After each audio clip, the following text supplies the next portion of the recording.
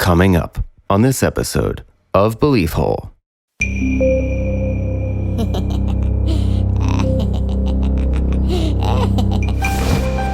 Nayohi Unehi. It's Cherokee, I'm pretty sure. This is a Native American tradition, and what is it describing? A Norwegian Nisse, a pointed cap-wearing little person with bright-colored clothing. The David the Gnome? You're right. Why would they have that story in Cherokee legend? You know, the skeptical argument would be, could these cross-continent similarities point to adopted traditions? Right. It's very improbable that that would explain they don't seem to have a European source. Right, and it's so ingrained in their traditions that it points to being around for hundreds of years. Wow, that's interesting. A lot of these descriptions of gnomes, they're 18 inches to like 3 feet max. The people eaters of the Native American lore, 18 inches. They were like warriors. They eat people? They rip the hearts out of horses.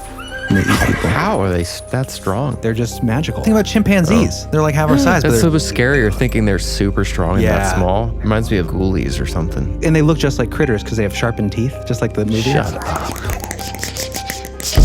Anna's story was a personal account, right, in Sweden, of braiding a horse's mane. Some of them are kind, playful. Just that odd connection, completely unconnected in another country. Right. A horse's mane gets braided by what they believe to be these elves. Do you think they whistle while they work?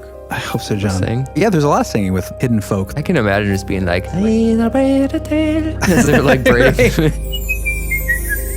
What if gnomes are contracted to harvest shadows and sell them to entities from another dimension, disembodied spirits, so they can become shadow people? Ooh. They use other people's shadows as cloaks. I mean, it makes sense. I mean, if you think about it, little gnomes that cut shadows away from people are most likely harvesting to sell them to evil entities so that they can come to this dimension and Feed off fear. Become shadow people. Yeah. It's a perfect symbiotic relationship. Yeah, I think we solved it. We've fallen deep into the crevasses of our own imaginations and facts. That's a good way to put it. Our own facts. Into the nomenclature of reality. We are the gnomes of imagination right now. We are the gnomes of America. Whoa.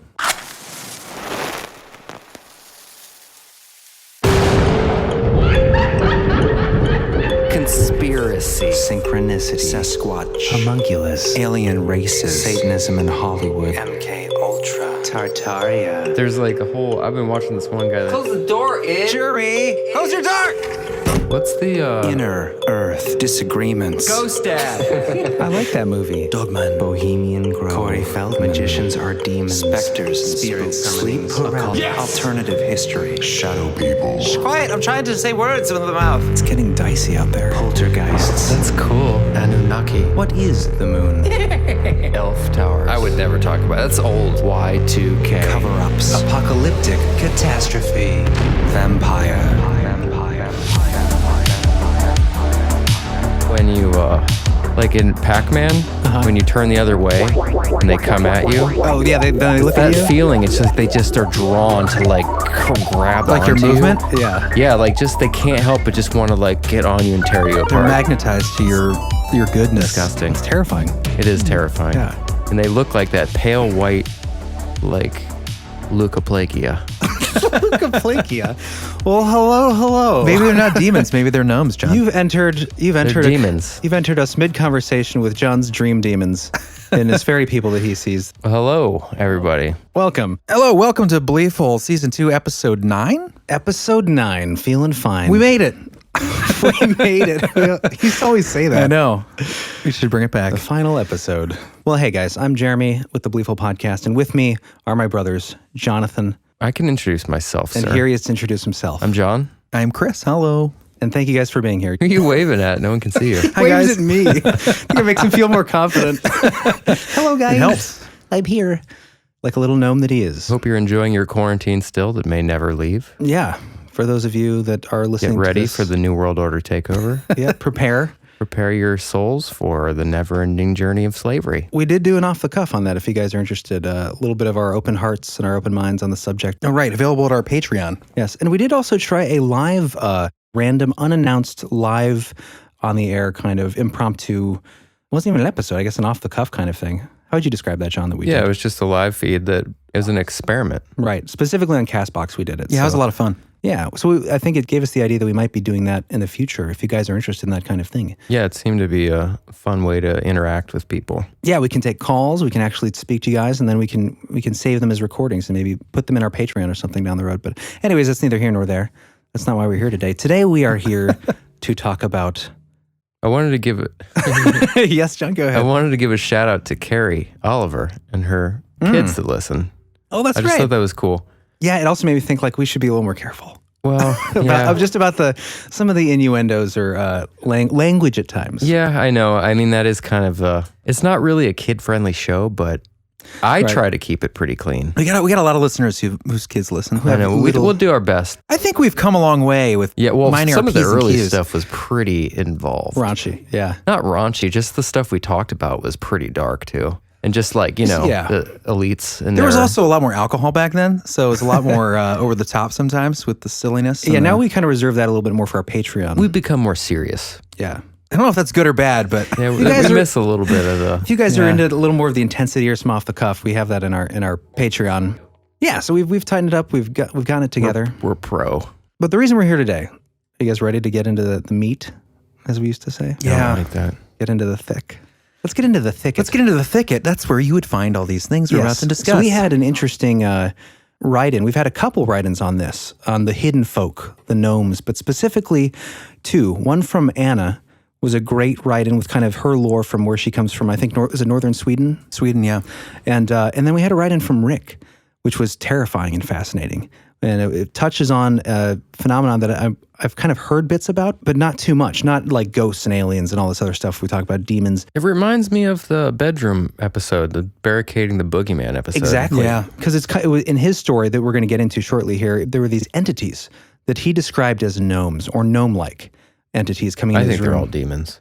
Well, and that's an interesting take on it. And we'll It's the right take. Well, we'll get into this later. Maybe I'll mention now in case we don't, but there was a fella by the name of Paracelsus. Yeah, let's not get into that yet. Well, let me just mention it real quick. There we go. 16th century philosopher, I'm sorry. What was his name? Paraceltic? Did you even look up how to say that? Because I told you 4 times to check that. I did. I first of all, I figured that's how you say it because that makes sense. And then I YouTubed it, how to say Paracelsus, and it said Paracelsus. So I was like, okay, I'm Those right. things are half right. Paracelsus. This is exactly Good what it sounded job, like, but female. Paracelsus. That was it. Wow, you channeled that. Scared me a little This bit. kind of sound like a channeler. Okay, so Paracelsus, anyways, he was a 16th century fella who was a doctor and a chemist and studied metallurgy and stuff. I'm going to touch on him a little bit later because he's fascinating, but that's where we get the word gnome. What's interesting is he wrote this book. It was called something, the treatise or the book on gnomes, salamanders, and nymphs, or something to that effect. Nomenclature?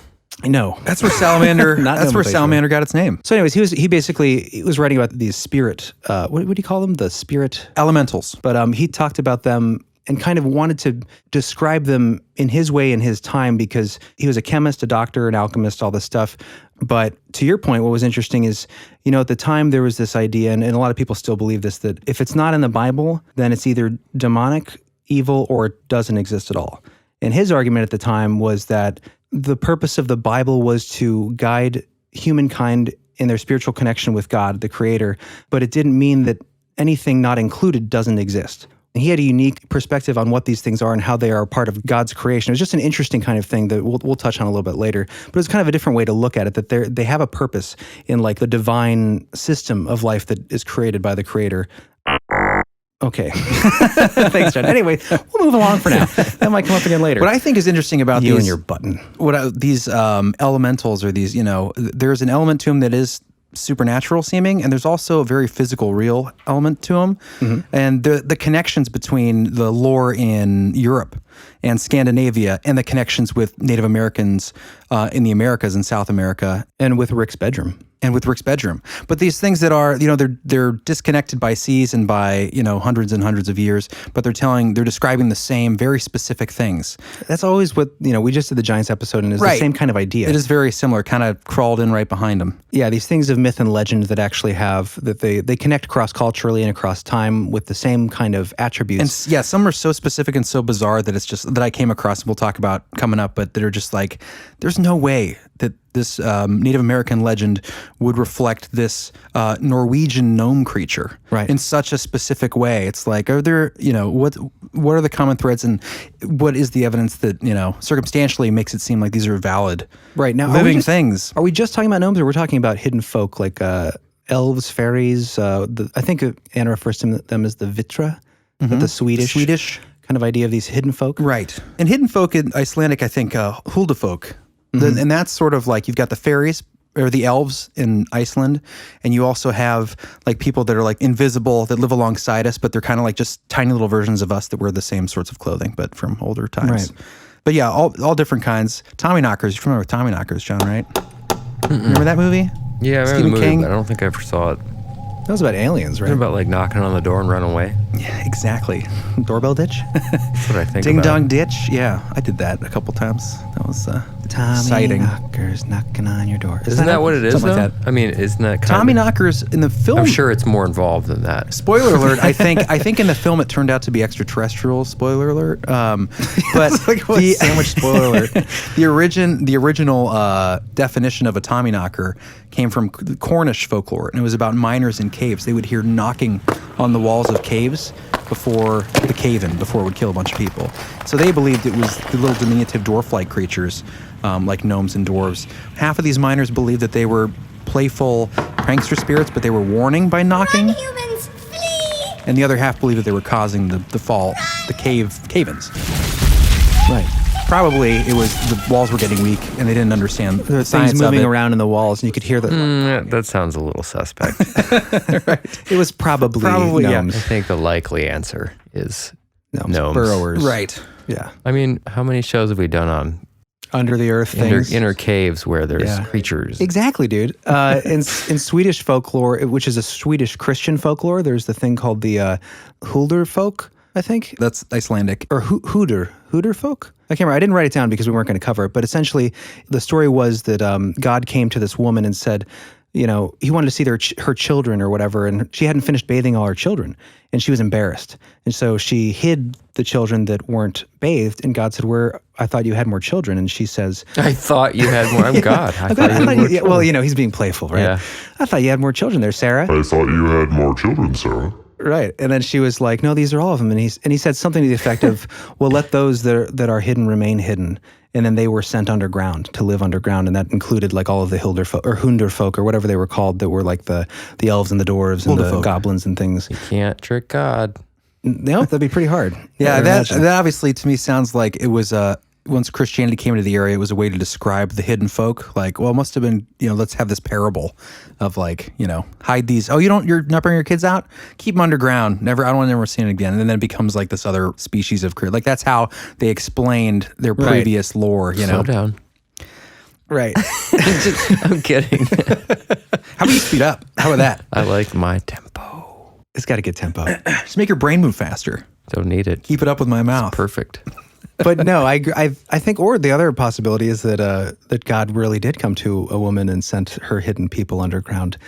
But the interesting idea of the earth spirits, these elementals, according to Paracelsus, their purpose in God's plan in the divine creation was basically that their job is to protect nature from certain things that men might do, and the idea was that they were the guardians, and they could help guide men to certain resources like gold or ore or whatever they needed, iron, and they would show them secrets and stuff, but they would also protect the earth from them. So if they weren't treating things with respect, That so definitely ties into all the lore.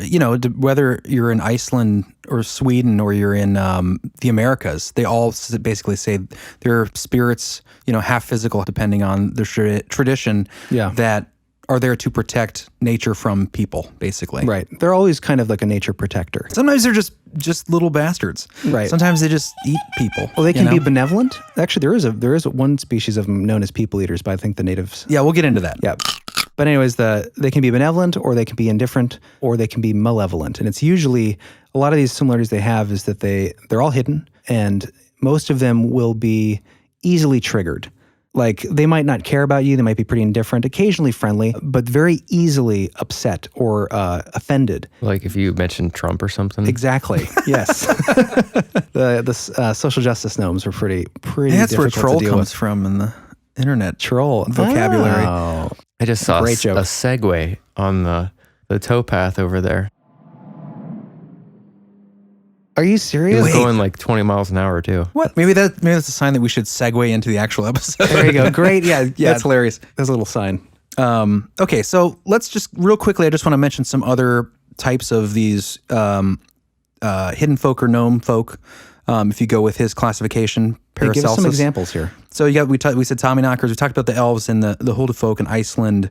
Norwegian, it's Nisse, which is your typical like David the Gnome, red hat, blue shirt. The friendly guys. Well, you'd think they would be. They look friendly. Well, yeah. Well, and that's the other thing. And I would just want to say this real Do quick. they procreate? Oh yeah. Oh, like nobody's business. Like do little they procreate? gnomes doing it. They give each other baths. They have bathtubs. It's got to be a porn category, I'm sure.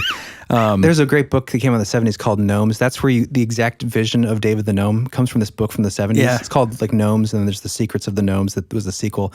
But they're just like these beautiful like Norman Rockwell style like depictions of their daily lives.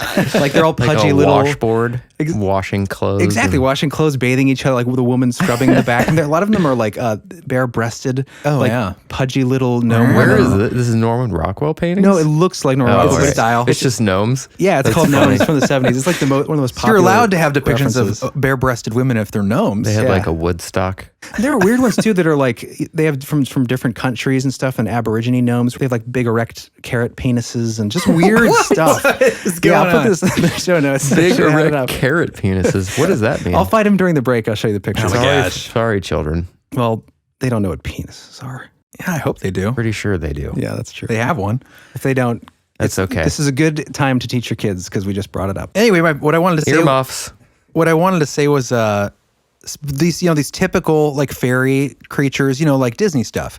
Because of Disney, because of Tolkien, of course, great writer and everything, but because of these sweetened images of these In literary sources. right, and- these elementals and things like that, we've taken the supernatural beliefs of countless cultures around the world throughout time, and we've turned them into these kind of gimmicky, sweetened products. So now when someone says, "Oh, I saw a fairy," or "I saw a gnome person," or something, you immediately think that's ridiculous. I've seen them in Disney movies. Right. Oh, do they grant you a wish? They're totally, it's totally fantasy. Right. Well, that's what we are the thing trained is to believe. Yeah, they've been boiled down, and that you no longer have the complex characteristics of what these things might have been. right. These have been interwoven into traditions for And we hundreds also of have years. like, there are cultures around the world that live in like more like people like in Exactly. Sweden and Norway and Right.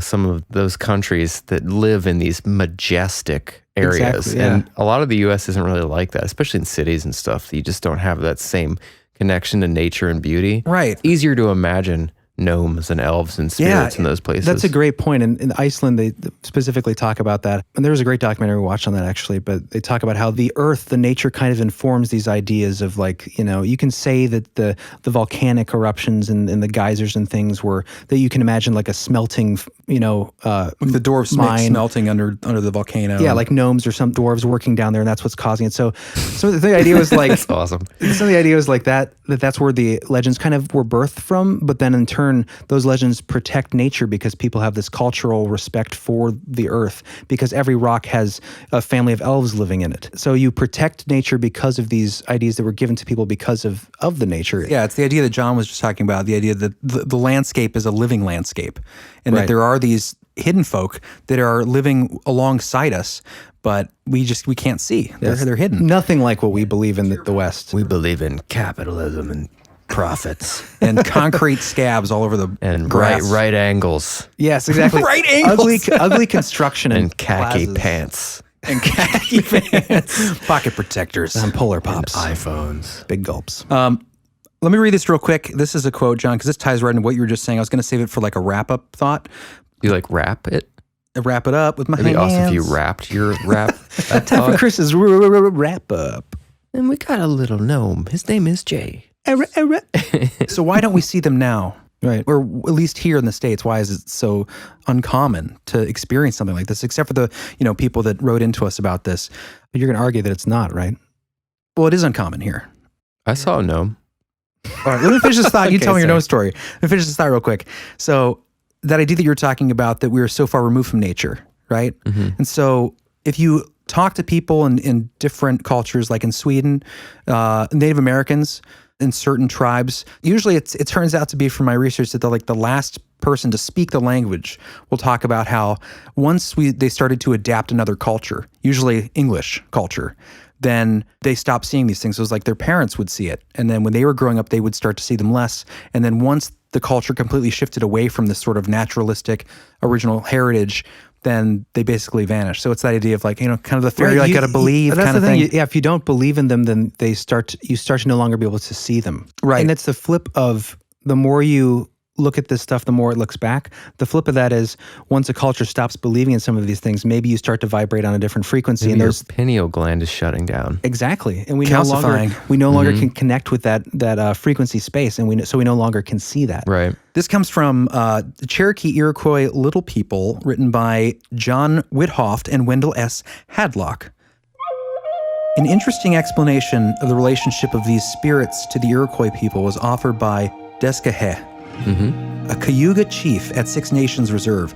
He suggested that the Indians had been in America so long and had been in such intimate contact with their natural environment that they had formed relationships with beings and things of which Europeans had no knowledge. Since the whites have cleared the land, some of the relationships have changed. The spirit animals now need more attention, and the little people have withdrawn to the westward and are now rarely seen.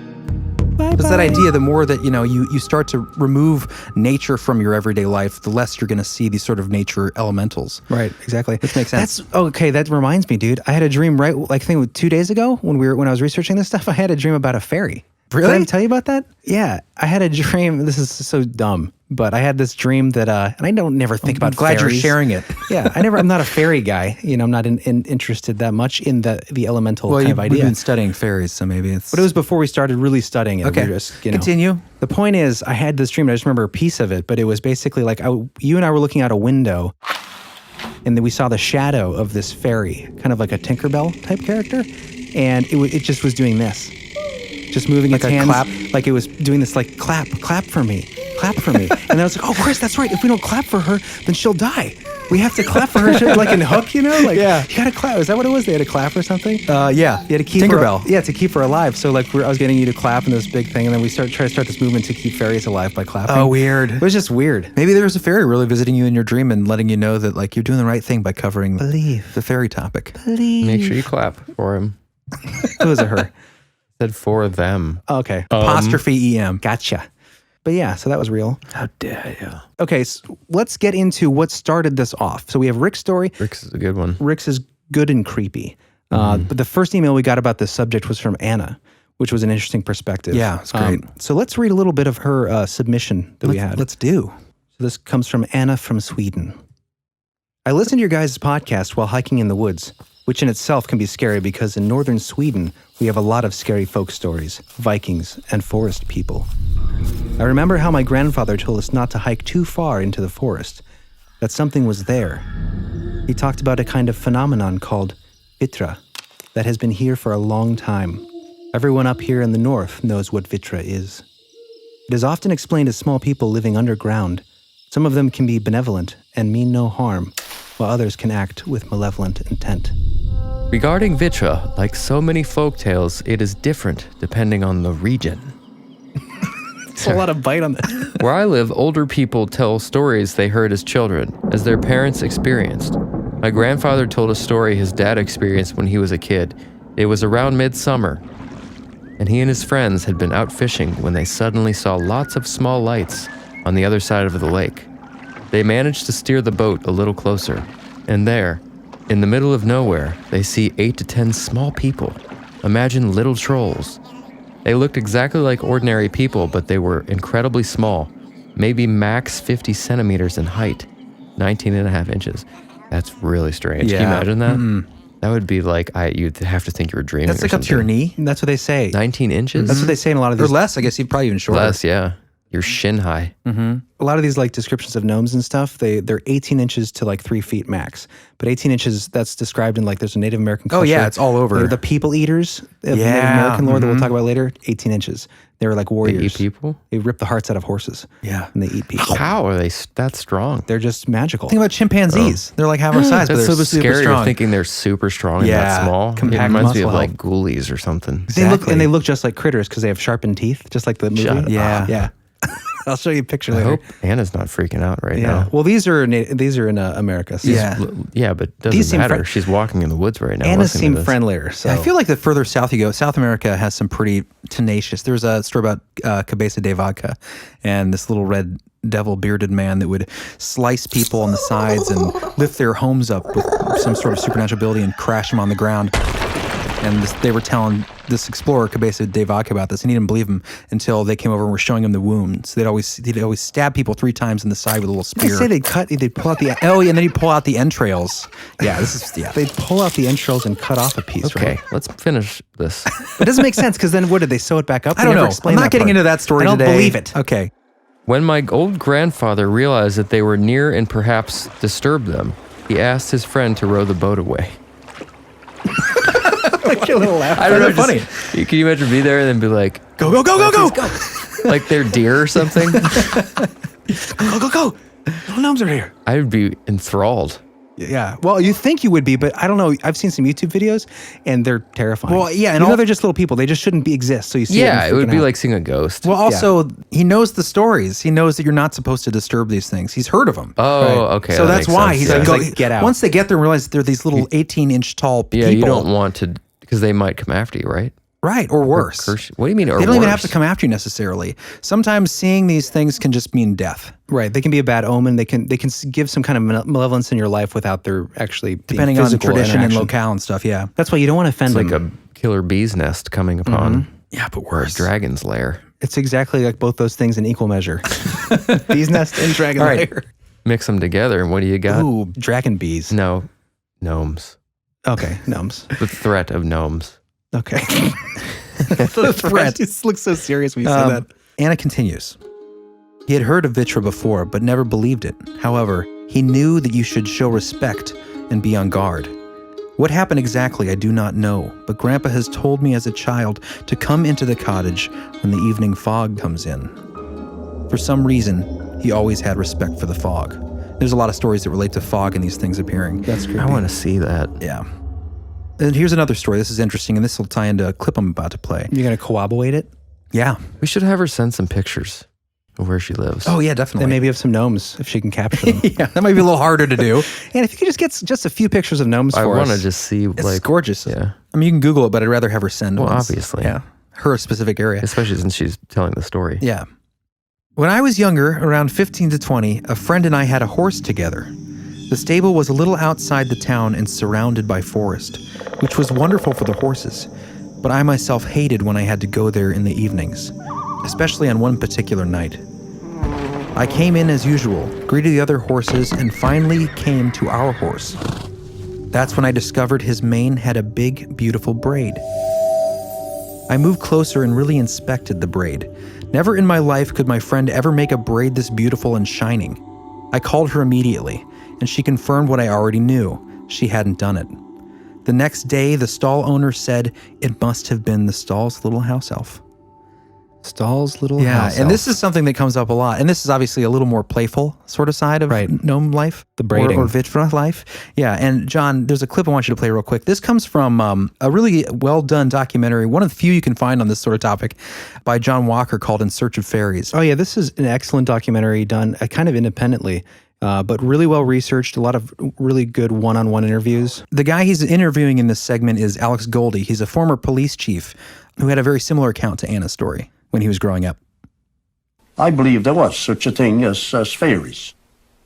Well, I seen evidence. One time, the McLeans, where I grew up, they bought a mare from Sydney, and she was a beautiful mare, and she had a beautiful mane and beautiful tail.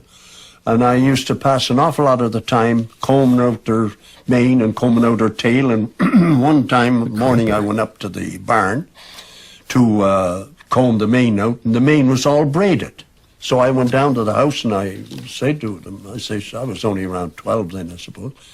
And I told them, I said, there's something wrong with the mare's mane. So they all came up, and the old fella said right away, he says, open the she, the work of the fairies. Weird. I believed it was the work of the fairies because that was what the McLeans said. And anyway, Mr. McLean, he went up to the barn and he stayed there all night. But shortly before dawn, he kind of nodded and fell asleep. When he woke up, the mane was braided. And there was nobody came into the barn. The doors was, who the heck was going to braid a mare's mane anyway? Good point. It had to be done by some spirits of some kind. Absolutely. So I believe it would be the fairies. I can still see it, boy, after all those years. Boy. The way the mane was braided. Love that accent. So is that Ireland that took place? Yeah. Sounds like it. So Anna's story was a personal account. Right, in Sweden. That's crazy. Of braiding a mare's, something they like to do. or a horse's mane, right? Horse's mane? They're kind. Some of them. But some of them are kind of Just that playful. odd connection, completely unconnected. In another country, Right. a horse's mane gets braided by what they believe to be these elves. Do you think they whistle while they work I hope so, John. or sing? There's a lot of singing with elves. I can imagine just being Fairies. like, oh, sarita. As they're like braiding. And I should say, obviously, like, we're using some of these terms, like, back and forth. Right. We're kind of using it interchangeably a little bit. But yeah, I mean, there are differences in different regions and in cultures, but they're basically all the same kind of small, diminutive, hidden folk that seem to have supernatural abilities. So sometimes we'll be using maybe the wrong thing here and there, but you get the drift. right. Gnome is kind of a catch-all, and Hidden Folk's kind of a catch-all. Definitely want to be accurate. Right. You don't offend any gnome folk out there. But John, the singing, and that comes up again later, and there's more of a creepy bent to it than there is in like the Disney films. Singing usually lures people away into the forest to come across these gnome hovels, and usually it's a bad thing when they arrive. Not always, though. The guy later that we'll talk about, the guy whose shadow starts to get stolen, he heard music. Yeah, right but before his it is happened. His is kind of freaky. That'll be at the very end of the episode, so stick around for that. Yeah, but later in that documentary, we're going to have that documentary in the show notes. It's really good. But later in it, we didn't grab this clip. There is the creator of the film passes along a hill. I forget, it's in Canada. And it reminds him of a fairy hill. And he's just curious, so he ends up stopping and asking around. And he finds this local, I think of Native American descent, First Nations people. And they basically go on to tell him of these stories with these creatures that they saw, gnomes or elves, fairies. I forget what word he used, but same thing. I think in that story, it was the braiding of the wheat. Oh, I didn't hear that one. There's braiding of the wheat or the grass. Yeah, that's but right. It's a completely different country. Another thing where these things are braided something. That was in Scotland, I think. No. This was in Canada I'm talking about. Oh, Nova Scotia. Yeah, Nova Scotia. Yeah. Anyways, how bizarre. I know. Just another example of the braiding. It just seems like a kind of a casual recreational activity for these things to do, And you get the argument that there's natural things that occur like frost, and they used to, Jack Frost is this nature spirit or this elf who would create these beautiful artistic things with frost. Obviously, that is something to explain away natural occurrence. Well, just like wind braiding. When you go out on a blustery day and you have long hair and your hair just gets braided in intricate patterns, that doesn't happen. Right. There's no such thing as wind braiding. That's what I'm saying. So like braiding a mare is not going to be a naturalistic reason for that. Of course. These people could all be liars and hoaxers, but I believe Anna. I don't think Anna's making it up. I mean, who? What, the hundreds of years worth of stories are liars and hoaxers? No, I'm just saying, for some skepticism, people would just say, well, they're making up the stories. Well, yeah, that's any skeptic is going to say. Anything unexplained. We have to entertain the skeptical side, obviously. Like, I want to be skeptical too, but I do tend to trust people. I mean, I as much as I can know Anna over email, I trust her. For sure. She seems believable and trustworthy. And when you see and hear the stories from people in this documentary, they're not actors. Right. And they seem like genuine folks. They could have been mistaken, but it's just interesting that the same exact attributes across countries, different parts of the world, with the same kind of entities, doing the same activities. That's what's bizarre. Coabulation. There's coabulation, Exactly. as Baba Walters would say. Yeah, and there's some stuff that's going to come up after the break that I think is going to blow your mind when it comes to the connections across the water. Let's take a break then. You ready? Yeah, when we get back, we're going to touch a little bit more on Paracelsus and the idea of the overarching idea of gnomes and what it kind of Sounds entails. like a disease. Paracelsus? You have Paracelsus? Because your breath kind of smells like you do. But yeah, we're going to get into that after the break. And so you guys stick around, and then we'll have Rick's creepy gnomes. Oh, yeah. As well as some other corroborating information, interesting accounts of the natives and other lore. So you guys stick around, and we will see you shortly.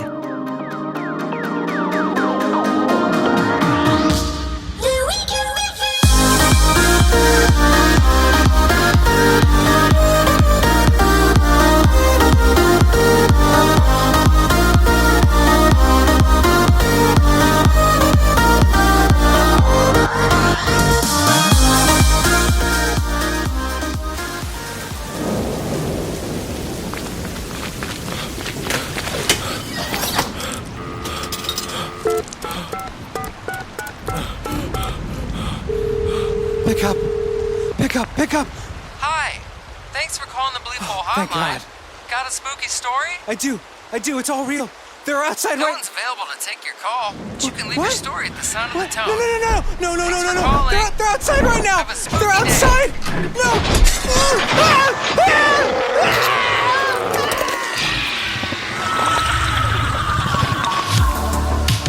Do you have a spooky story?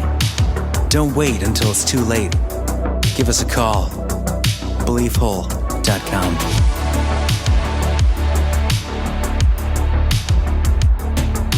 Well, hello, my friends. We're Welcome back. back. I'm John, Do this again. Covered that. I'm Jeremy. and that's Crappy Chris, otherwise known as Fence Sitter Chris. From Dumb John in the Corner. It's a good That's his one. nickname. Oh, no, we came up with a nickname for John.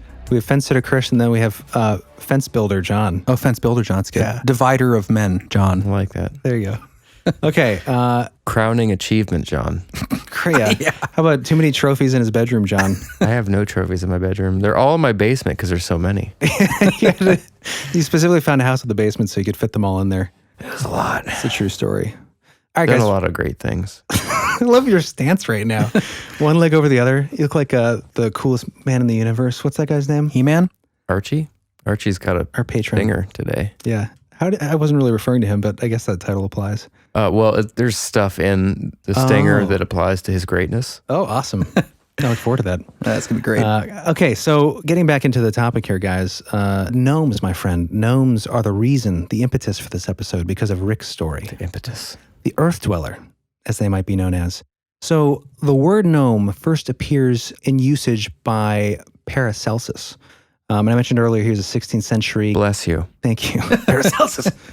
16th century philosopher. I always say that because we're so used to quoting philosophers in here. Physician. In the whole physician, chemist. What's his full name? Okay, I love this. His full name is Philippus Aureolus Theophrastus Bombastus von Hohenheim. That's great. Hohenheim. Hohenheim. Philippus Aureolus. Yeah, great name. But anyways, it just goes by Paracelsus, which I think means better than Celsus, who was another philosopher or doctor. Yeah, and he hated him. That's one thing I like about this guy. So here, John, you might like this about him. No. I think you would. Sure. So he was a pretty well-studied guy. He studied at Bergschule, which, Chris, you might know that. That's German for mountain school. Mm-hmm. And in this is interesting. So his father was a chemist too, and he lectured there at Bergschule.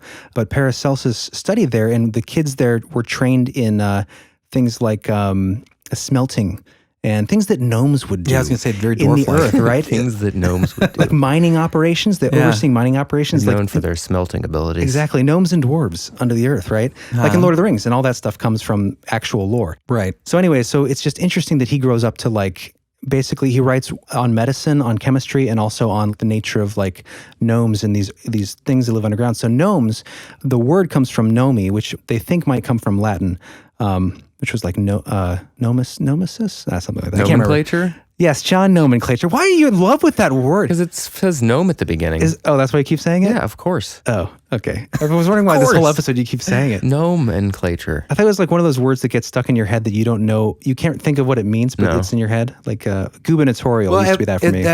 That works. Gubernatorial. Anti-disestablishmentarianism. Yeah. I know those now. Nomenclature is good because it works. Like wording? It's devising how to name things. It's like the act of naming things, or the definition technically, the devising or choosing of names for things, especially in a science or discipline. just So learned Google that up? I just Googled it. I said, did you just learn that up? Just learn that up? That's going to be the new turn of phrase when we don't learn anything anymore. We just Google stuff. Did you just learn that up? All right. So what were you saying? Anyways, yeah. So that's where he studied. And like I said, his father taught there as a chemist. In Augsburg. Yeah, in Augsburg, Germany. Mm-hmm. He was a German-Swiss physician and chemist. Anyways, he goes on, like a lot of youths do at the time. They would travel from university to university to study under famous professors, people that were really high in their field, as he wrote later in life, that something like high colleges produce a lot of high asses. So basically, this is a quote from him that I liked a lot. It kind of gives you an idea of what he thought about learned schooling or scholasticism. The universities do not teach all things. So a doctor must seek out wives, gypsies, sorcerers, wandering tribes, old robbers, that's a little sketch, and such outlaws, and take lessons from them. A doctor must be a traveler, knowledge is experience. Then it goes on to say, Paracelsus held that the crude language of the innkeeper, the barber, and the teamster had more real dignity and common sense than the dry scholasticism of the recognized medical authorities of his day.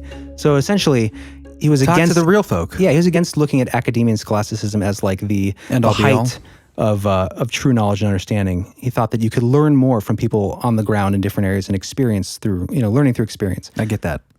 Learning through experience. Learn it up. That was a terrible harmony because he didn't know where I was going. Did you just learn that up? You just learn that up? That's going to be a new thing. We need some more scholasticism. Anyways, so I thought that was, I just wanted to give, that's where the term comes from, is this guy. And he actually, so he wrote that treatise on gnomes and nymphs and whatever, and that's one of the books he was known for.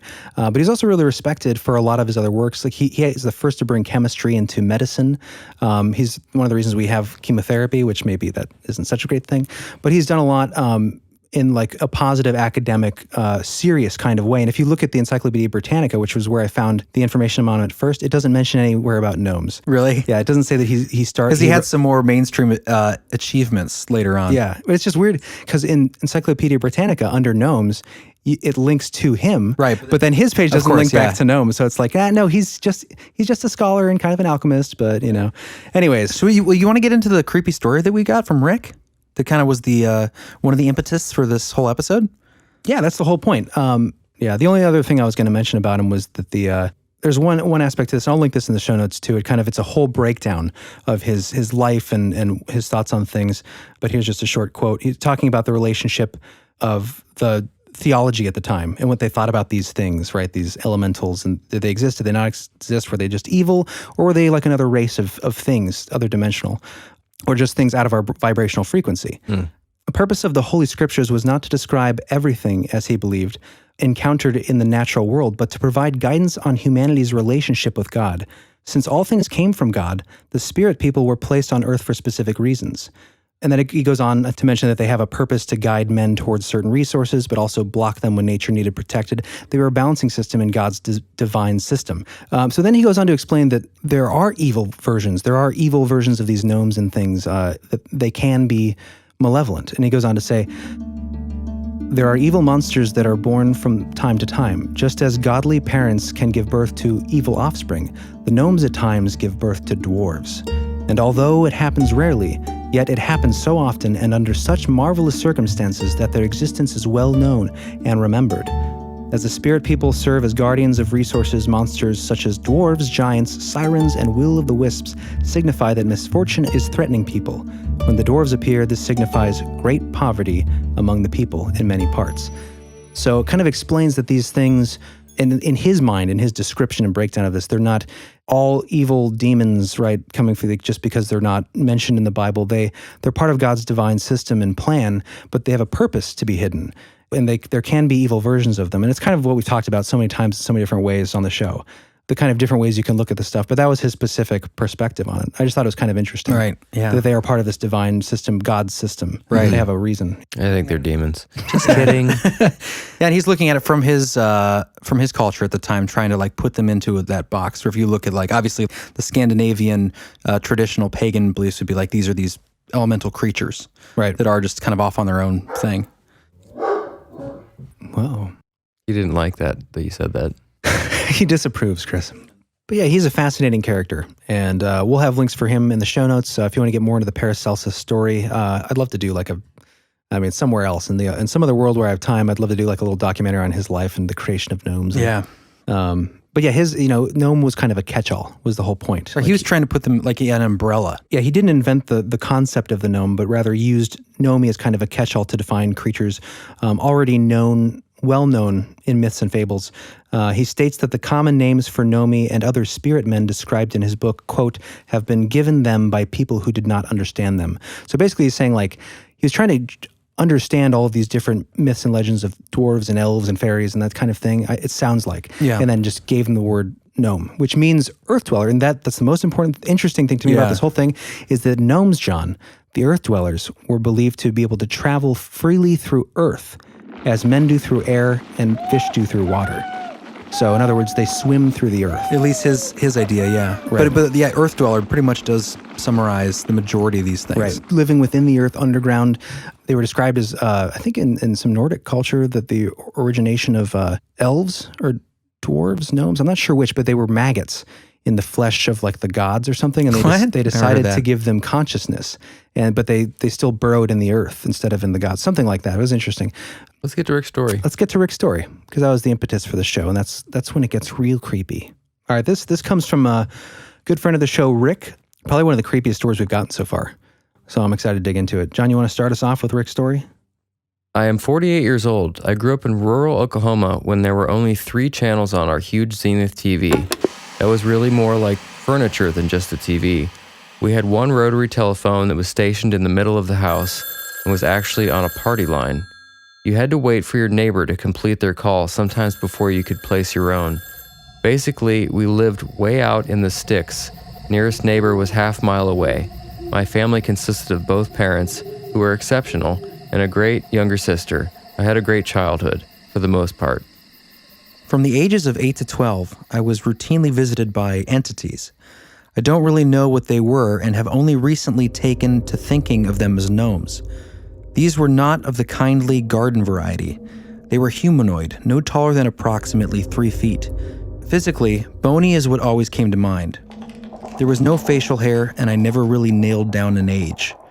I just kind of knew they were much older than me. They always came at night. I didn't have a clock nearby, so I can't tell you when precisely. They were quiet, wore badly fitting brown tunics with pointy hats of the same color. I can't tell you why they came, and I've never been able to figure out what they wanted. They were completely evil, and any intentions they had were bad. I knew this to the bone. They terrified me in a way that I have never been since. Maybe they fed on that fear. The only defense I could think of was to play possum. I would pretend to be asleep and pray they would leave. Sometimes these visits would also involve a large, for the lack of a better term, shadow person. Mind you, this is all before they were actually a thing. No matter how well I pretended, they knew I was awake. Even at that young age, I was physically bigger and maybe even stronger than most of them, but confrontation was never an option.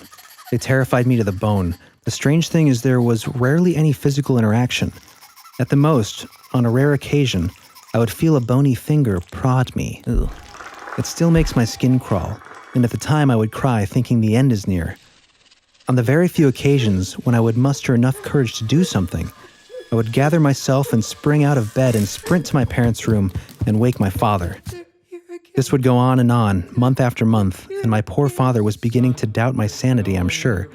He would routinely do his room inspection, and nothing would be there. He never put shame on me, but I put it on myself for waking him. He worked hard, and I was interrupting his sleep for nothing. I quit involving them and just took it. The morning became my best friend. They would be gone before daylight. It was my only saving grace. It was taken away one morning when I opened my eyes and one of their faces was leering at me inches from my own. Never knew he was there. I closed my eyes quickly and shook with fear. The face was ugly. It's almost comical, but he reminded me of Alfred E. Newman from Mad Magazine, only completely malevolent. It makes me feel foolish to say that, but it is what it is. This wasn't a nightly affair, and I was too young to think of tracking and recording when and maybe why, but it happened frequently. Now I think they were letting me recharge between visits, if that makes sense. Creepy. On very rare occasions, I would see them outside as I was playing. Always when I was alone and no one else was around. I would get a sudden, intense fear, look up and see the brown robe out in the middle of a pasture. Not moving or doing anything, but I knew who they were there for. It was always menacing. As far as I know, no one else in my family experienced this. As far as I know. I vaguely remember trying to bring it up at the dinner table one evening and being hushed by my mother. I never brought it up again. Not many days go by that I don't think of those days, and I've often tried to blame my imagination for being too vivid, but I can still smell them. It was a rancid, unwashed body smell, and it always announced their presence. And just like that, it stopped. Right around the age of 12. I don't know if it was the onset of puberty and my discovery of the opposite sex, or the fact that I was baptized and saved at that age. I like to think it's the latter. I am a Christian, although not always the best of one, but that thought gives me comfort. It's been 40 years since those events, and I'm a big, quote, tough guy who's been in a fair amount of scrapes and works construction. But I can't guarantee that if I saw one of those little bastards now, that it wouldn't have the same effect as it did then. Oh, that's my story, boys. Do with it as you will. Whatever you do with it, know that it did me good to get it out of my head and into words. And I appreciate you for that. Well, we appreciate you, Rick. Yeah, it's a great story. Yeah, just thinking about like the whole feeding off of fear and how it ended at that age. And it's like, you know, you cross over into a less innocent age too as your sexual maturity, you know, starts to come into play. And just that idea of like... It's not as tasty, that fear. It let them recharge, you know? Yeah. Recharge between visits so that they could get comfortable and then not so scared and then... Yeah, it's like... Tap that fear. That adrenochrome. Yeah, man. No, it wasn't actually adrenochrome, but... You know what's crazy about this stuff? Is that, you know, when we started the show and we started asking for stories for people to write in about, I wasn't expecting gnome stories. If you think about it, we've had several. Marcia wrote in about a similar thing. Do you remember Gurt's story? I just came across this in my notes again from a previous episode. We covered it. But basically in his story, his mom and uncle experienced what they called evil little elves with sharp teeth. I forgot about that. Terrify them in the bedroom at night, pull the covers off, throw toys across the room, and chase each other with knives. And then the next day they had corroboration because the neighbor came over and started an argument with their father because he had seen them running around what he thought were the children chasing each other with knives and jumping out of the second-story window. That's creepy. It's just strange. Like, this is not the sort of thing that I would think would be coming up all the time when people write into us and tell us their paranormal experiences. But it seems like little people... Dude, that's that story with Gurt that you just talked about. I wonder, we should ask him where he's from. Because I don't know if he probably told us. Could be different areas. It don't matter. I think it's Seattle or Gnomes Washington are area. Everywhere. Gnomes are everywhere. That's true. But in Montana, the reason I was saying, or asking where he's from, because in Montana, 18 inches high is the stature of a little sharp-tooth gnome elf type creature. That's the one I mentioned earlier that used to help the natives there in battle with, that would tear out the hearts. Oh, that's the Nirumbee? Nirumbee. From the Crow. From the Crow. Well, I mentioned that later in the list, but the sharp teeth. Yeah. Chasing, and they had pointy, they were best known for their like pointy weapons, pointy arrows and knives and things. So the fact they were chasing, I mean, I'm sure there's tons of things with, you know, pointed teeth and knives that chase people around, but, you know, it could be an interesting connection, especially if he lives in that area. I'm sure there's Gurt, do you live in Montana? Things. I think he might be from Washington. Why would you think they'd be locational? Well, and that's just a specific instance where they're from this location here. Yeah. They have different attributes depending on where you are. They're interdimensional. Or frequentional. Same thing. Yeah, frequentional. That's a word. You learn that up? Also, you think about it, these things are culturally could be different, you know, like if they're living alongside us just as we are growing, having kids or whatever, you know, that prolonging their race, they're gonna have changes in culture and things like that too. Absolutely. In Ireland with the fairies, right, where they hear the fairy music and stuff, and that it seems to be informed by the music, that Celtic kind of music. Right, but it always drums. Even in Native American folklore, these little people have it's always luring people away, whether you're in Ireland, you know, or Native Americans in the Americas, South America. You go after the lights, you go after the music, and then you get Well, let's get into that part then. You want to get into that? Take a break? Yeah, we could. But yeah, let's do that. Let's take a look at some of the stories and myth from our piece of the earth, the dirt under our feet. But before we do that, and before we go to break, why don't we play a stinger that you came up with here, John, for a good friend of the show, good patron, Archie. For Archie. Yes, patron Archie. He is a video game fan, Nice. so I did a little video game type song. Like classic video games? He likes classic video games? Yeah, well, Zelda. I think he's a big fan of Zelda. Who is not? Oh, that's so weird, dude. Because Zelda gets guided around by Gnomes? Earth's elementals, like elemental spirits. and Fairies, stuff. elves. Yeah, it has to, dig under the earth. I don't know. Sorry, go ahead. But this isn't really Zelda music. It's just kind of 8-bit that I made some lyrics to. Kind of Nintendo music. So thanks, Archie. We appreciate you. Hope you like it. Yes, thank you. Archie, Archie, we like what you do. You are a friend of the Belief Hole Show. I bet you are smart because you listen to us. Keeping it real during coronavirus. Now that we know that you are deep in the hole, we send you the love from 1,000 unicorns. Now open your heart and let love patrol. Zelda is here and he has something to tell you. Archie is a wonderful name, and he is an amazing miracle of life. He might be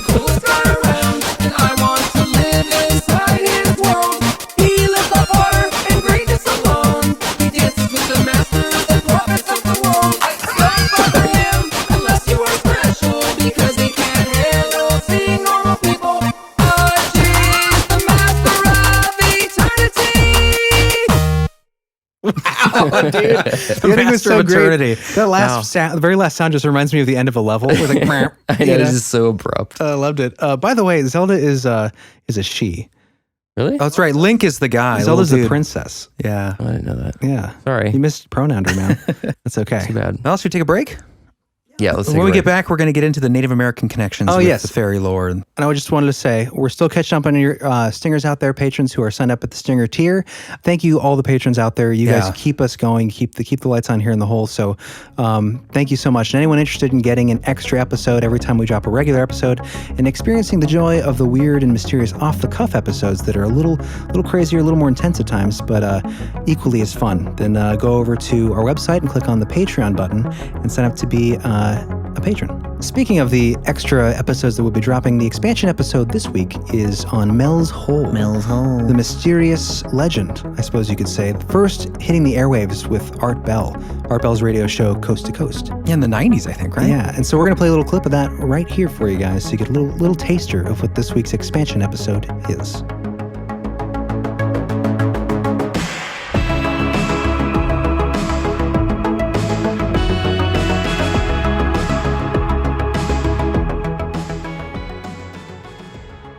Belief Hole Podcast Expansion Episode Mel's Hole. Preview.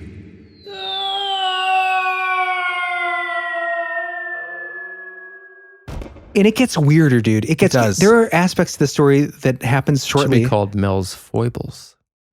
Mel's Foibles.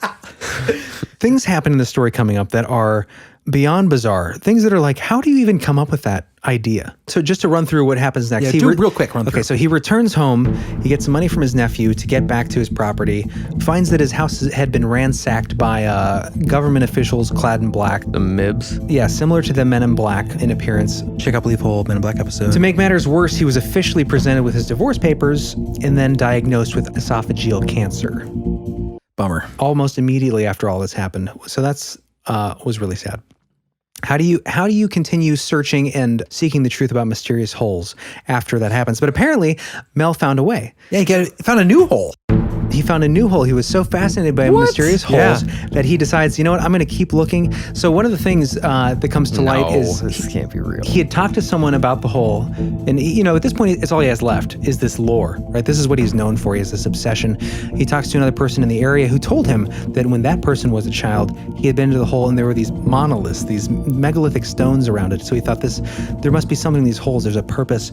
I mean, who knows? But it is an interesting story. I'm thinking all this time, all of these years from 97, 2000, you still couldn't get a camera with a light on it. You got to put a sheep down to get incubated by a tumor seal with human eyes. So strange. Tumor seals. It's just weird. Yeah, like that. The way he makes it sound. It's like a spiritual kind of it's experience. Just so odd. Like, yeah. He sent a sheep into the middle of the earth.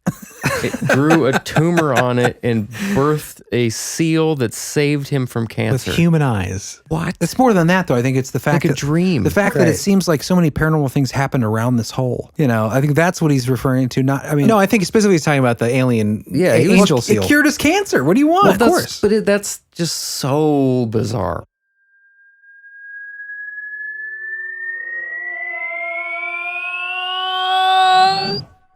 Guess what? We are back in the hole. What? We've fallen deep into the crevasses of our own imaginations and facts. That's a good way to put it. Facts. We are the gnomes of fact imagination right now. We're the gnomes of America. Whoa. Thank you. Wait for that. All right. Getting back into it here, guys. We're going to get into some interesting historical and cultural connections on our piece of the earth here in America, North America specifically, in the United States. But we're going to be talking about some Native American lore, Chris? Yeah. Out in the West? Yeah. The beautiful West. I love when I ask you a question, you get so excited, like so upbeat and happy. Like I get to talk. Well, actually, Jeremy's going to be talking here. I think it'd be great to start off with what you mentioned before the break, the Nirumbee of the crow. Oh, yeah. This was one of the creepier Native American lore. Yeah. Before you jump in, I just wanted to say that's what was fascinating to me about this whole topic was the connections, like we talked about, cross culture, cross water throughout history. That's cross land, even. That's what makes it. I mean, obviously, like the prevalence of this in history and folklore is compelling, but it's when you have the common traits between these different cultures of the same little people traits. That's to me what's so interesting, and that's why I'm excited to get into the Native American aspect of it. Absolutely. Why does Jeremy get like 4 paragraphs, and then I get like a tiny little paragraph. And then it What? goes through. That's Jeremy's section. I didn't do that. Oh, okay. We can break these up. I just Let's go. okay. Fuck you, John. Okay, so this is the Nirumbee and the Crow from the Pryor Mountains in Montana. The Nirumbee are said to be 18 inches tall, with large heads, pointed teeth, pot bellies, with strong arms and legs, and little, if any, neck. Oh. The Nirumbee would help the Crow when they were attacked by an invading tribe, helping them defend their territory. The clever Nirumbee would attack the invaders in the middle of the night, making off with the children and dispatching their horses by ripping out their hearts.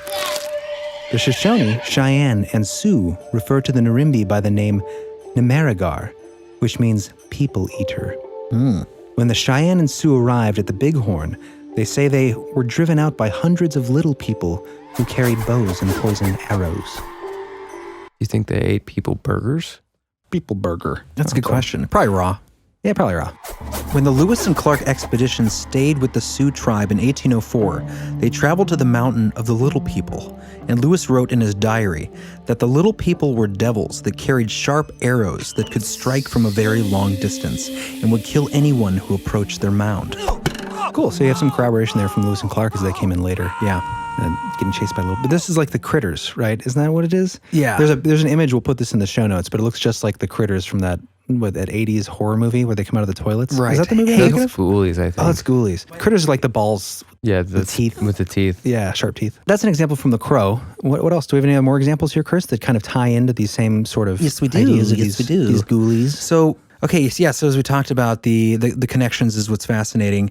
As with the lore of distant European and Scandinavian lands, the American landscape of antiquity is full of accounts of little people. Tribes across the continent had interactions with these creatures, and each had their own name for them. To the Iroquois, they are called Yagaho. To the Comanche, they are called Nunapai. Probably getting all these wrong. Nunupi. And to the Cherokee, they are the Yunwi Sundi. The Cherokee legend says that their drums are heard in lonely places in the mountains, but it is not safe to follow the sound.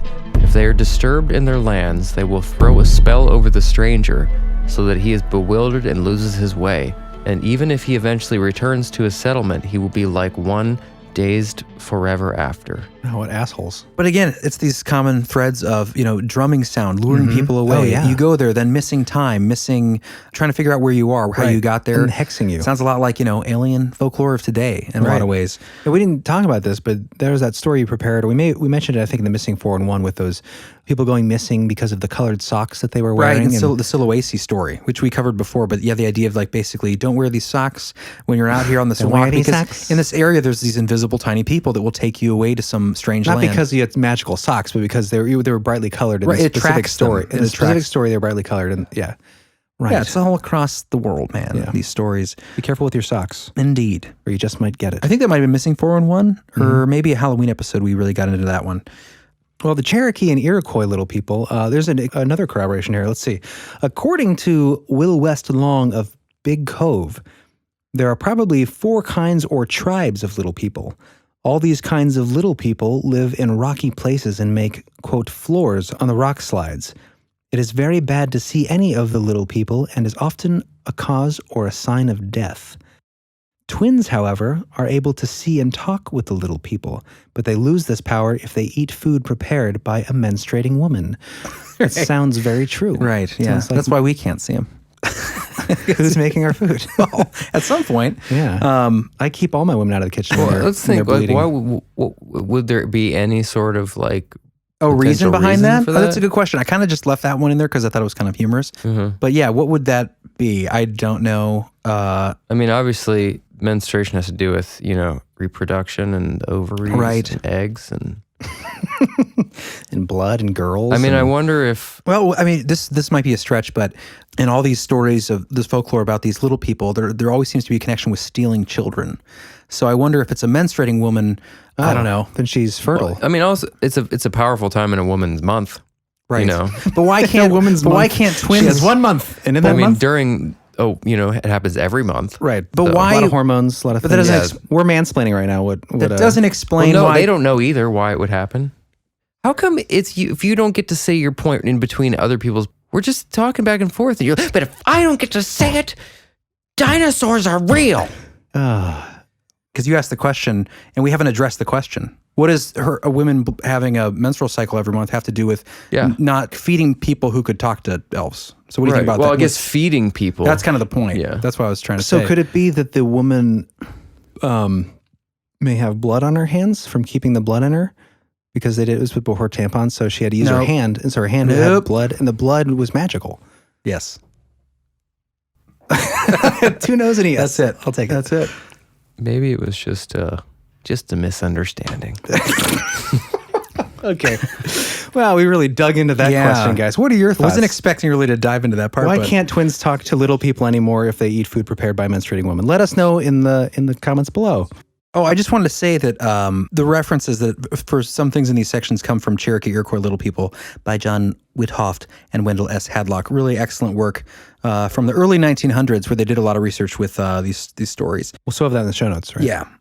Oh, and for the show notes, guys, by the way, if you're ever curious, when we say these will be in the show notes, that means on our website for the episode page. So for each episode we put out, there's a page for it, and in there we break down all the resources. Click your link in your app show notes, whatever app you use. There's a more show notes link. Right. All right.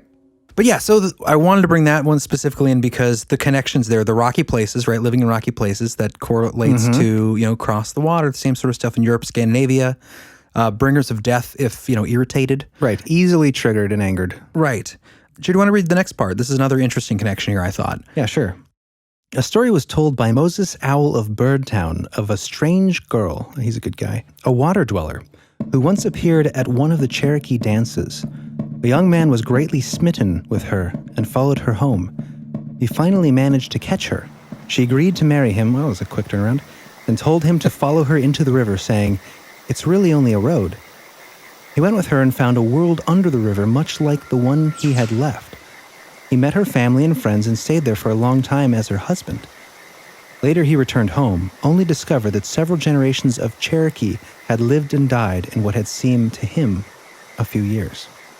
Wow, I think I've heard that story before, something very similar. It's a typical story. It's a typical fairy stories. It's that idea of going somewhere, being taken, seduced to go somewhere, and then returning, and much more time has passed than you experienced right, passing. the nature of time changes. Right. It's, it's like lost time, we talked about with UFO experiences too. Fairy stories, even in the East with like fox spirits, people being taken and then returning to find that time has passed much quicker than what you experienced. Time moves much faster here, right? Yeah. Compared to their world. What if that's one of the reasons why we can't see them?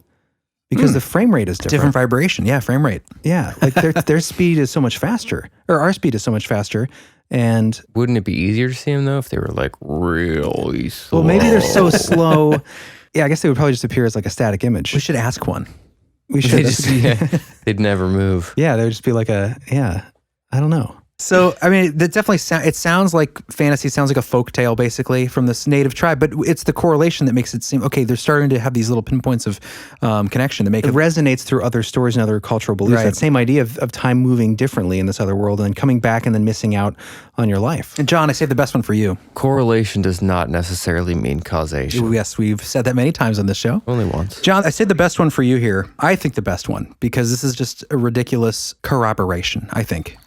Will West Long told of a man who was fishing by a secluded stream in the mountains. He built a fire beside a large hole and sat down to fish. As he sat there, he began to feel very melancholy and lonesome.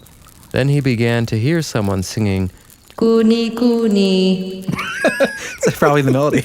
How did you know the melody? That was great. He looked up and saw a person sitting on a large rock in the middle of the stream, facing in the opposite direction.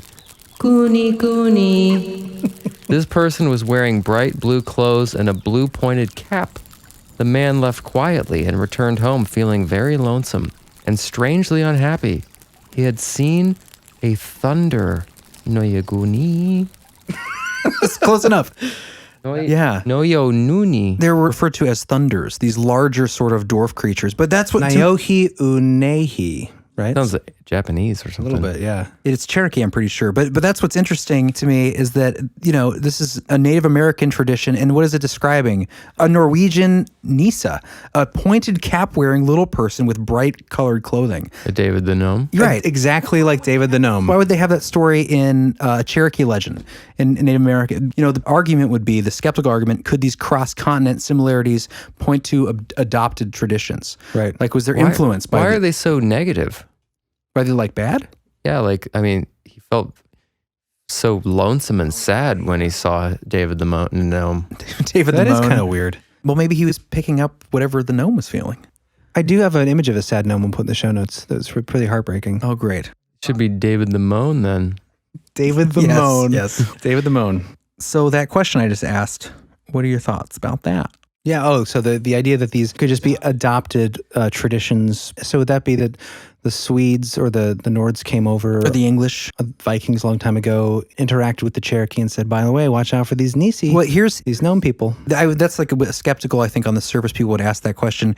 And this comes from what I referenced earlier, the Cherokee Iroquois Little People by John Whithoft and Wendell C. Hadlock. They said, after all of their research, various types of dwarves are conspicuous personalities in American Indian pantheons.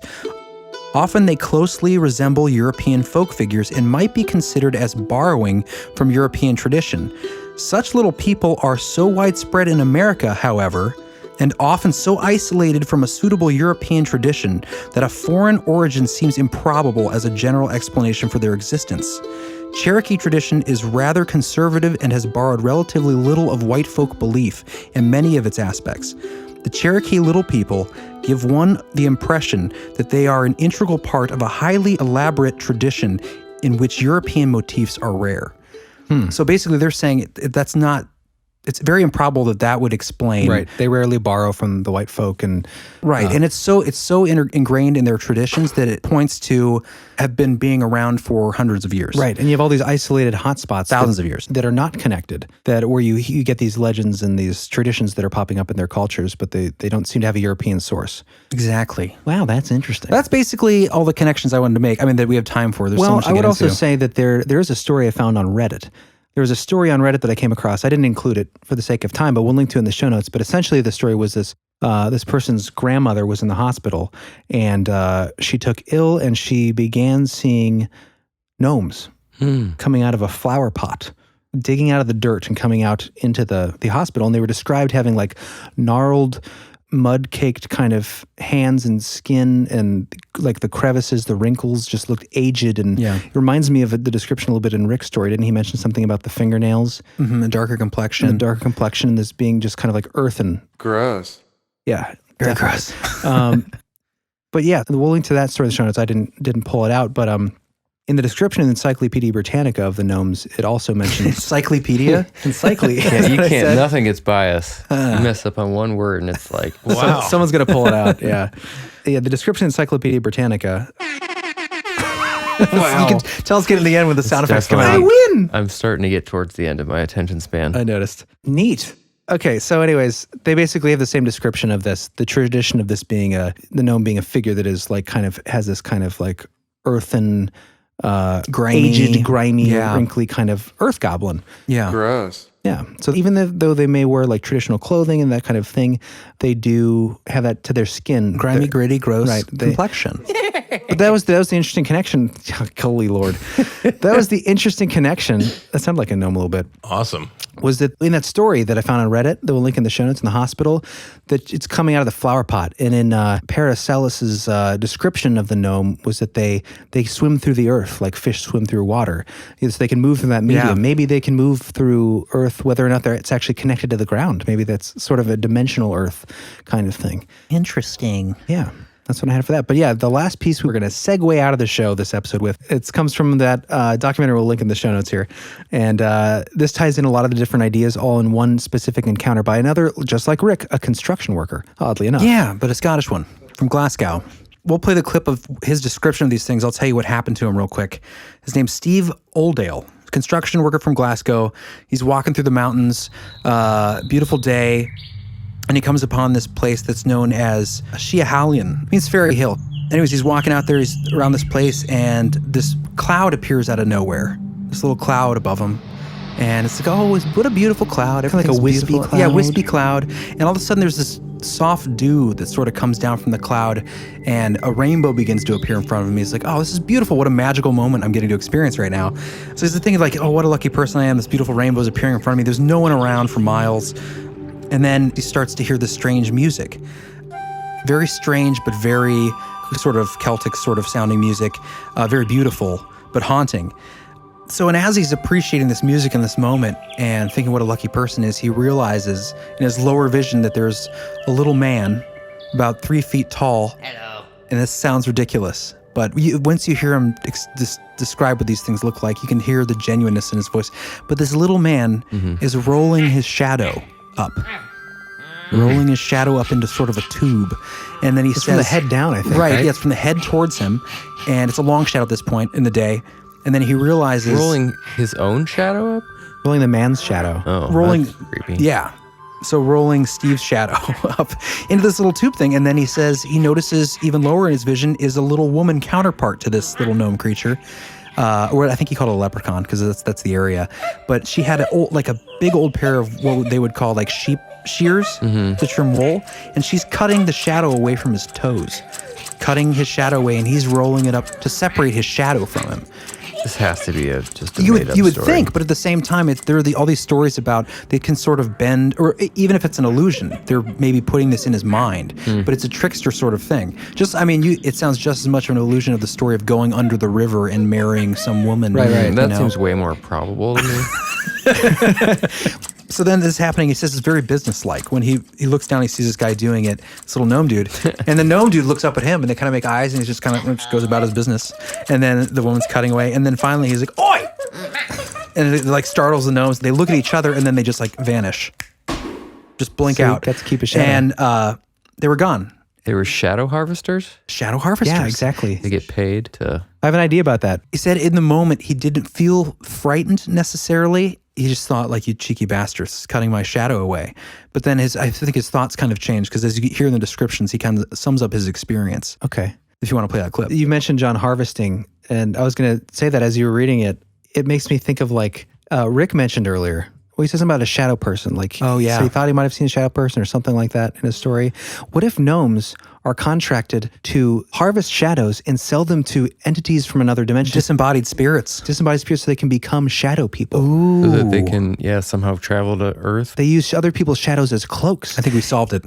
I think that might be where shadow people come from. There are other sorts of evil, dark entities that feed off of fear, and they can only exist in our plane by operating this shadow cloaks used from stolen shadows. So these little people are the intermediaries. Stolen shadows from people who have had their shadows harvested by Stolen gnomes. Shadows is a good band name. Yeah, I was trying to finish that thought because I thought it'd be a good That was good. Yeah. No, it makes sense. I mean... like you said that so honestly. Yeah, it makes sense. Well, I mean, if you think about it, you know, but logically, little gnomes that cut shadows away from people are most likely harvesting to sell them to evil entities so that they can come to this dimension and scare off people. fear. Become shadow people. Feed off fear. Yeah. It's a perfect symbiotic cycle relationship. Yeah, exactly. It makes perfect sense, except seemingly extremely impossible. Let's go. Ready? Doing it? Play the clip. The nearest thing I've seen to them is these bog people they dug up in the Netherlands with a really tan skin. Their skin was kind of, really like that.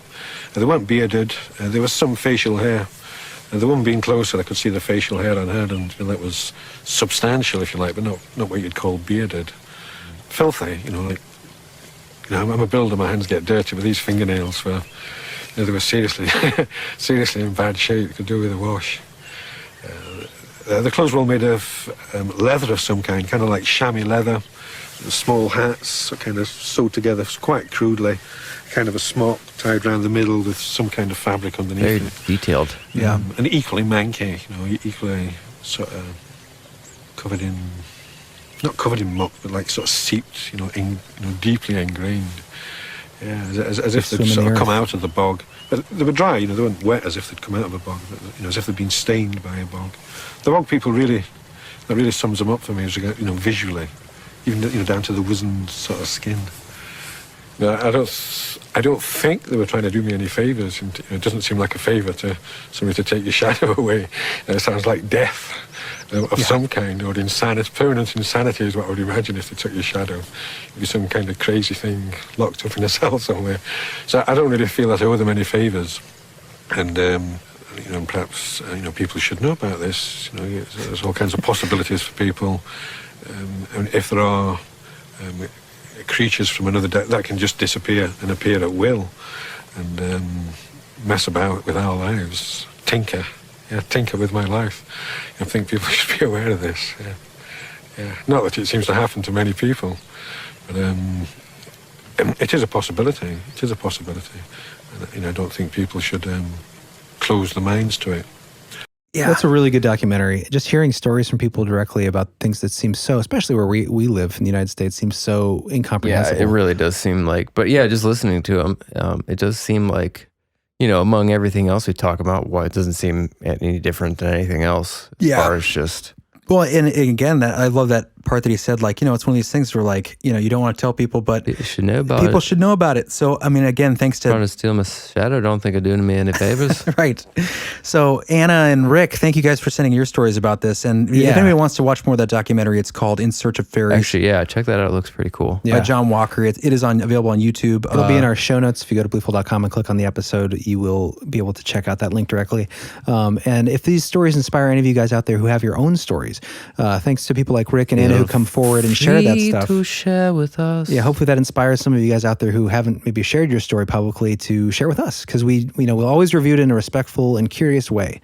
So apparently, it sounds like some people, when they send them in, it feels good because they haven't really shared them in a way that exactly to kind of have the people take you seriously and to get it off your chest. Right. This is a safe place in the whole. Yeah, it's I think we have a healthy level of skepticism about all this stuff, or at least we try to, and we try to look at it from both angles, but we'll never blindly laugh someone out of the room just because they have a seemingly incredible story. I think we're all pretty open to the more bizarre parts of reality. Like, so I don't really think there's much that I think is impossible at this point. No. Whether it's factual, that story, is irrelevant. I think that way more is possible than what we. Yeah. Right. And there's so much we don't know. Mm-hmm. And this is a great example. Not according to science. Right. Not according to Neil deGrasse Tyson. Yeah, we have a very limited window on what reality is. And I think some of that is purposeful too. I do feel like there's been a dimming of the veil as far as what's allowed to be perceived in culture for that specific reason, to keep people in the dark, to keep people thinking that this is all there is, Yeah, the material. Right. Yeah, there's that. There's also that like continuous loop of like, as soon as you put a stigma on something, then no one else wants to talk about this or look into this because it's stigmatized. So then it just self-perpetuates and becomes this. You get less and less open-minded, I think, as society progresses in this technological, anti-spiritual, extra materialistic sort of direction. Secular. Well, I don't think you have to have a religion to believe in. It's still, it kind of sums it up too. Non-spiritual, non-metaphysical, yeah. An interesting statistic, was it 50%? Anyone out there in Iceland, let us know. I think it's like per different statistics. One statistic is 50% of the population believes in elves or the hidden folk.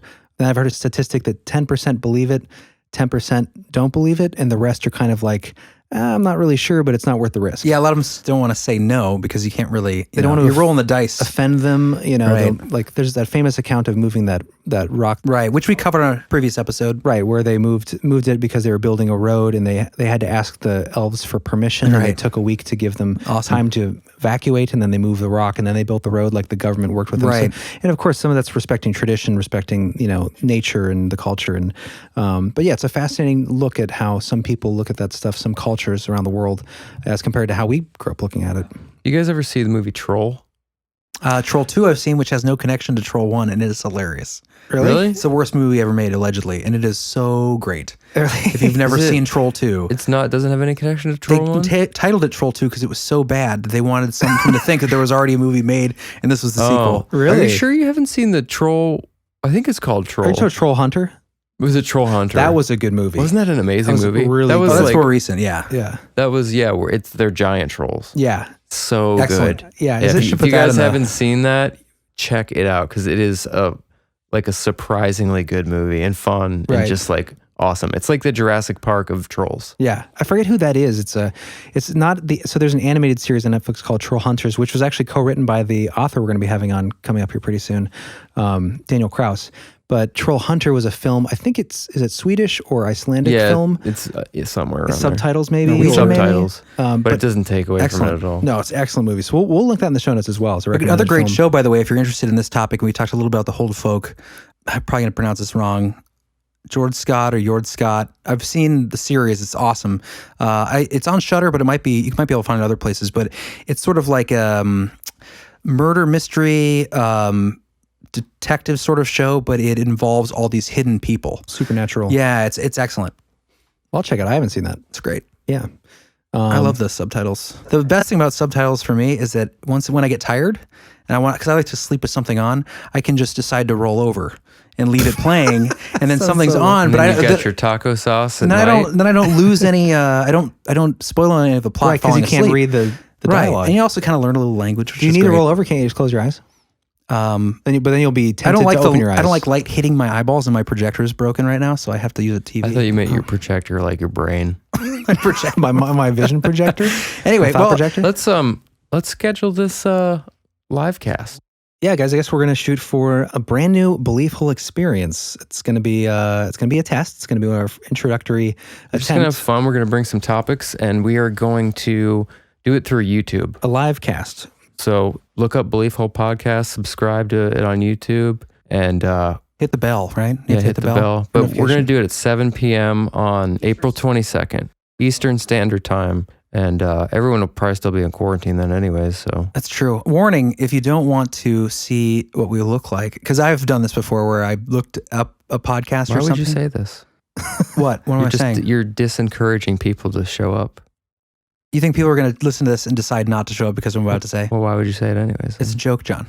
You're talking about killing the mystery of the... Yeah, well, sometimes you look up people that you hear all the time and you have a certain image of what they look like, and then you look them up and they don't look nothing like what you imagined. You're like, oh, it looks like that. Well, I would, set aside that part, and no matter what we look like, enjoy the fact that we're going to be able to interact with you. Yeah, obviously, it was just joking. If you guys come to YouTube to check out the live cast, that will be fun. And what you should do while you're there is subscribe to us, because our numbers on YouTube are fairly low because podcasts don't get a lot of recommendations and sharing just because it's audio. So while you're there, if you subscribe to us, that'll help us out a lot on YouTube, even if you listen to us on a podcast platform instead. Appreciate the custom artwork. It's so beautiful. Yeah, we got nice custom artwork for each episode on there. But yeah, guys, so we're going to do that. We're going to shoot for that on the 22nd. We'll try to send out messages on social media and post about it. So if there's any changes or updates to it, but that's what we're looking at right now. The 22nd of April at 7:00 p.m. Eastern time, we're going to try to go ahead and do a live video. An interactive experience. That's right. So come say hi, give us a shout out. We'll give you a shout out, and hopefully we can find a way to rig up some call-in conversation. So that may not be possible the first time, but it'd be cool if we could. Wish we could sync it with Castbox too, but yeah, we'll figure it out, guys. We'll figure it out. And for all you expansion level patrons out there, make sure you head on over to Patron after this episode drops so you can listen to our deep dive into Mel's Hole, which is fascinating. If you've never heard about it, it was a caller from Art Bell that told a story about this massively deep hole, I think 80,000 feet so far as he'd gotten, at least in the beginning of the story, where strange things, dogs are terrified to go near it, strange things are coming out of it. They never found the bottom. They never found the bottom. We're going to get into that in the expansion episode. More holes in the hole in the expansion of the Belief Hole. So, guys, you can find the link to that in the show notes below, whatever app you're using. You just click on Keep Listening and click on the link there for the expansion episode. If you're interested, sign up. And if you're a member, then we will see you guys there. So, until next time, guys. See you later. Bye. That was the weakest bye ever. Bye. Bye. Take care, guys.